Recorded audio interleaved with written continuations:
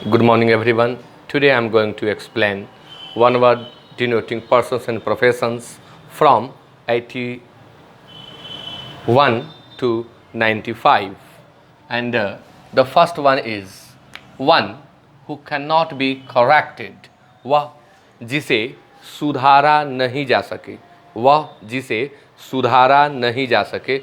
यहाँ कल और उसके पहले मैंने ए पर्सन लिखा था, दोनों सेम चीज़ है। ए पर्सन लिखा जाए या वन हु लिखा जाए, कोई अंतर नहीं है। तो जिसे सुधारा नहीं जा सके उसे इनकॉरिजिबल कहते हैं। एक शब्द में असुधार्य,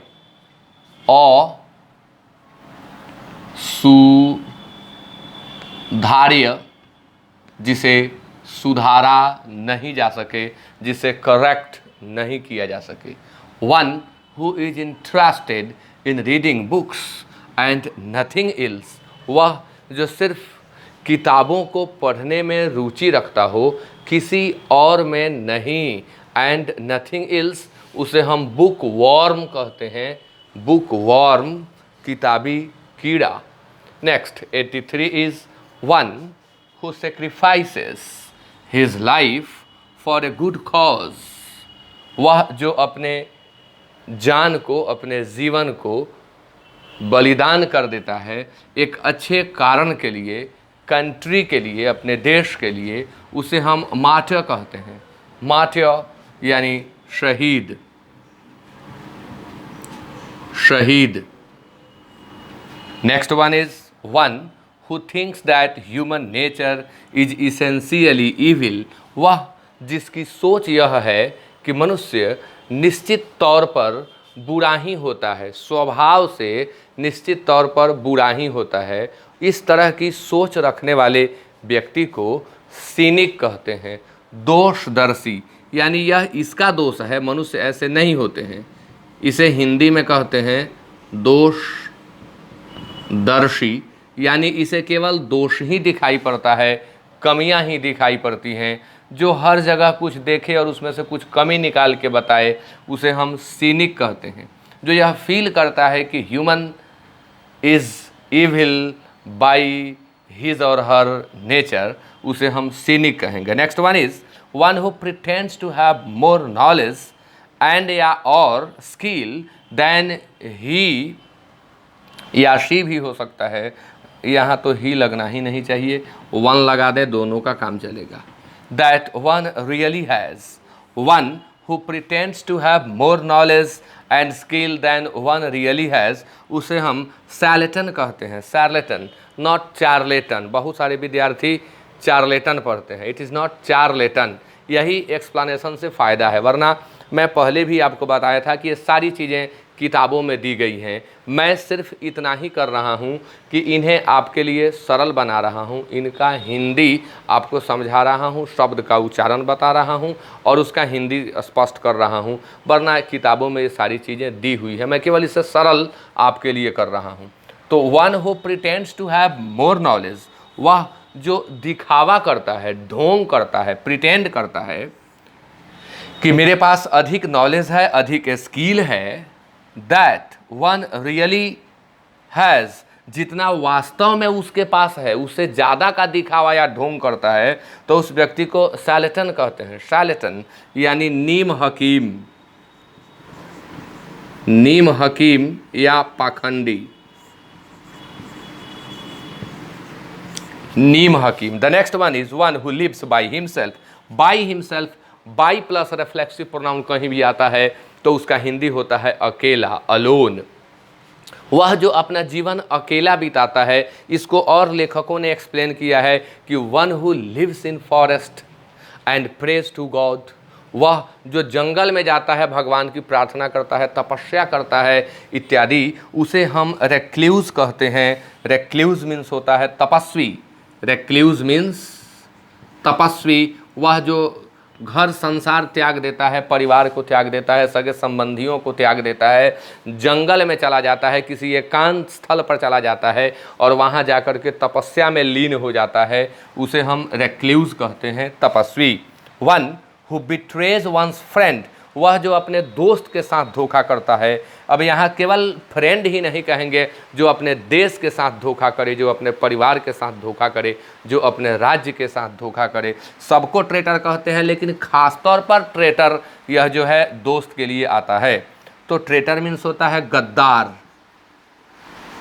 गद्दार। And the next one is one who travels from place to place, उसे हम इटिनेरेंट कहते हैं। अब यहाँ भी अंतर आपको मिलेगा। One who travels from place to place regarding his job, regarding his work, उसे हम कहेंगे इटिनेरेंट। इटिनेरेंट वह जो अपने काम के सिलसिले में एक शहर से दूसरे शहर या एक जगह से दूसरे जगह जाता है, उसे हम इटिनेरेंट कहते हैं। लेकिन वह जो वास्तव में भ्रमण पर लगा रहता है, घूमता रहता है for the purpose of historical buildings, historical things and to visit religious places, वह जो ऐतिहासिक जगहों और वह जो धार्मिक स्थलों के भ्रमण पर रहता है, उसे टूरिस्ट कहते हैं। और यह इटिनेरेंट है, दोनों में अंतर होता है। इटिनेरेंट अपने जॉब के संदर्भ में घूमता है, वर्क के संदर्भ में घूमता है, और टूरिस्ट उन चीज़ों को देखने के उद्देश्य से घूमता है। दोनों का अर्थ होता है भ्रमणशील। भ्रमणशील, यह भ्रमणशील अनावश्यक नहीं घूमता है, काम के सिलसिले में घूमता है।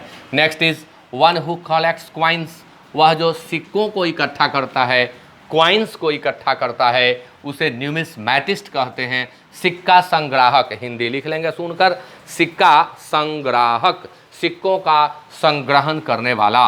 One who is the property of another and bound to serve him, वह जो दूसरों की संपत्ति होता है और बंधा हुआ होता है उसकी सेवा करने के लिए, यानी वो उसका गुलाम है, उसका दास है, उसका सेवक है। तो ग्लेम होगा, जिसे हम लोग बंधुआ मजदूर कहते हैं, वह भी स्लेव है। गुलाम, दास, सेवक, बंधुआ मजदूर।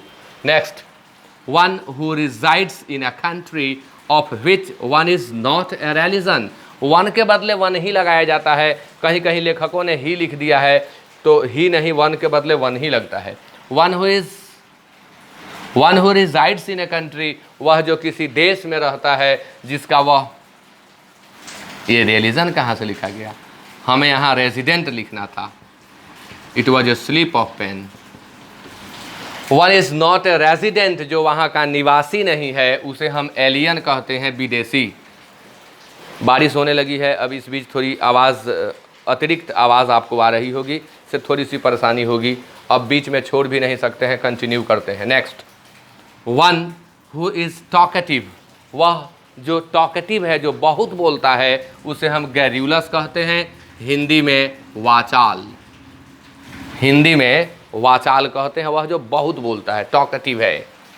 One who comes from a country area and is often considered to be stupid, वह जो कंट्री एरिया, देहात क्षेत्र से आता है और जिसे स्टूपिड माना जाता है, मूर्ख माना जाता है, वह बम्पकीन है। बम्पकीन मीन्स होता है गंवार या देहाती, यानी जिसमें तौर तरीका ढंग का न हो।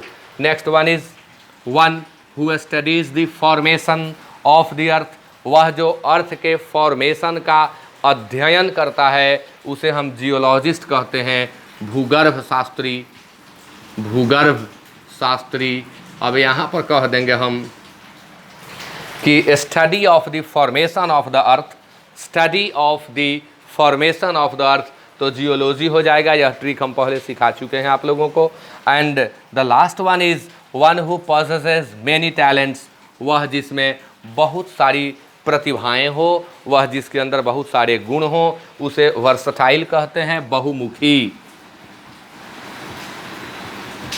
वह जिसमें बहुत सारी प्रतिभाएं हैं उसे बहुमुखी कहते हैं या बहुमुखी प्रतिभा वाला व्यक्ति कहते हैं। तो इसी तरह से आज का यह एक्सप्लेनेशन समाप्त होता है। Now thank you very much.